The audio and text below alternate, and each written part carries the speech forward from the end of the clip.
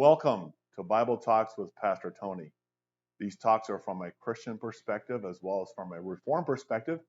And I speak as one who is a Canadian, and I'm the pastor at Hope Congregation, which is also called the Hope Center. It's located in East Brampton, Ontario. Many enjoy giving gifts at this time of the year. Just recently, there was a Diwali event, and now Christmas is here. People love getting together. They enjoy the food. They enjoy games, fun, and laughter. And it's meant to be a happy time. But is it so happy? Are people so happy? You think about the lingering sadness, sense of despair, the mood of despair in our culture, not only around us, but I think there's something of that inside of us, isn't there? There's all kinds of difficulties with respect to even our own families. You hear of addictions, think of alcohol, think of pornography, think of drugs. Perhaps we have parents involved in that. Perhaps we have children involved in that. There's divisions in families. There's hatred. There's anger. There's all kinds of exploitation and abuse. We hear of physical abuse. We hear of sexual abuse. And you realize, no, things are not so happy, are they? It's not as such a happy time. And then you realize that there are, what we do then is we go to the gods. Many are going to the gods to try to find some sort of meaning, some sort of happiness in life, or trying to find that life, or maybe to other sources, their BMWs, or their mansions, or their properties, or their jobs.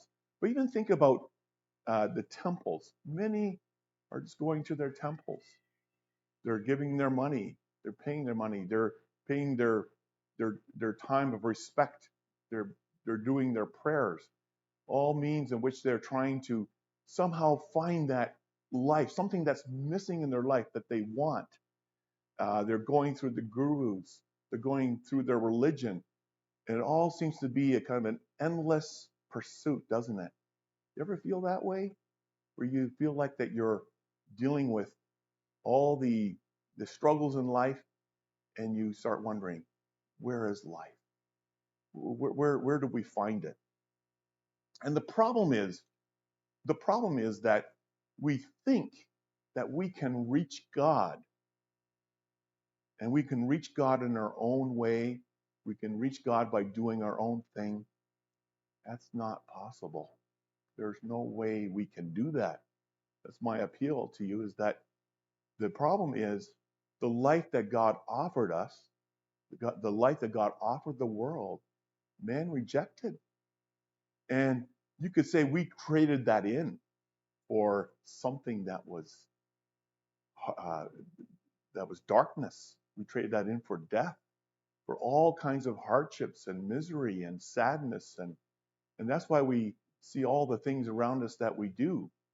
But because it's the Christmas season, we don't end here. There's a message. There's the good news of Jesus Christ. And what is that good news?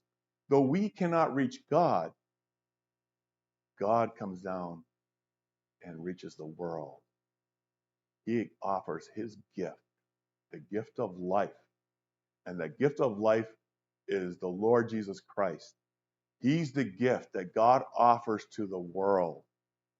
I think of those words that's in the Bible where God says, in him was life, and the life was the light of men. So the question is, who is this Jesus? Who is this Jesus who is the life and the light of men? Many would say, well, he's a good teacher, an excellent teacher. Someone would put him way above many other teachers. Others might say he's a great prophet. I hear others sometimes say, well, he's like a guru, maybe really not so much different than our gurus. Sad thing is, I've also heard people say, well, he's a fraud, he's a liar.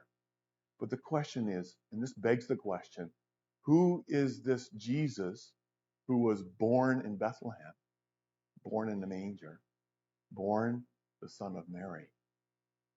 And the answer is, personally, he existed way before he was born in Bethlehem. He already existed. He existed way before the world began. And God declares that already in the Gospel of John, through the author of John, he made an announcement. He says that already in the beginning, he existed. In the beginning was the Word was with God, and the Word was God. Who is this Word? Well, this Word is the one who was born in a manger, the one born in Bethlehem. And so, yes, the Bible brings us to the very beginning in those words, the Word who became flesh. And that's the Word that John says that became flesh, right? The Word became flesh. He became a human being. He became man and dwelt among us so that we beheld the glory of God, the glory of the only begotten of the Father, full of grace and truth. This is the Word who became flesh. This is the Word who was God, who was with God, and became man. That's the Lord Jesus Christ, the one who is always there from all eternity.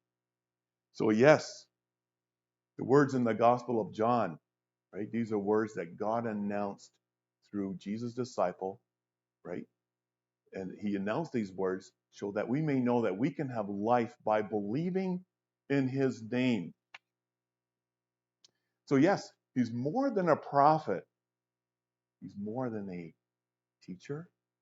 He's more than just a man, more than just the best man of the world. He is God.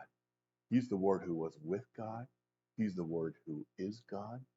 He's the one, the God who became man, the one who became flesh. This is the God who was born at Christmas, who was born in a manger, born the Son of Mary.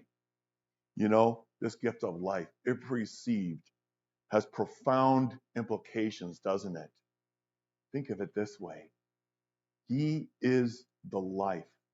You know, the great search for life in this world, we're not going to find it anywhere. So I appeal to you to look to him because he is the life. He's the way to God the Father. Or to put it another way, he's the bridge, right? He's the bridge to the Father. He's the bridge to God. But the beautiful thing is, God gave that bridge. God made the bridge because there's no way we can make the bridge to God. So God made the bridge, and the bridge is Lord Jesus Christ. You know, there's something so wonderful here that we can never comprehend, and that is the love of God. He came all the way down to the level of a human being. He came to meet us in our need.